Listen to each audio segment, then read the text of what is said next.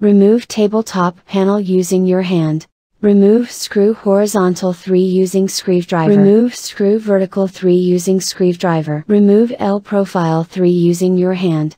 Remove screw horizontal 4 using screwdriver. Remove screw vertical 4 using screwdriver. Remove L profile 4 using your hand. Remove screw horizontal 1 using screwdriver. Remove screw vertical 1 using screwdriver. Remove L profile 1 using your hand. Remove screw horizontal 2 using screwdriver. Remove screw vertical 2 using screwdriver. Remove L profile 2 using your hand. Remove table middle panel using your hand. Remove table leg 1 using your hand. Remove table leg 2 using your hand. Remove table leg tree using your hand. Remove table leg 4 using your hand.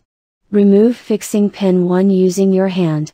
Remove fixing pin 2 using your hand.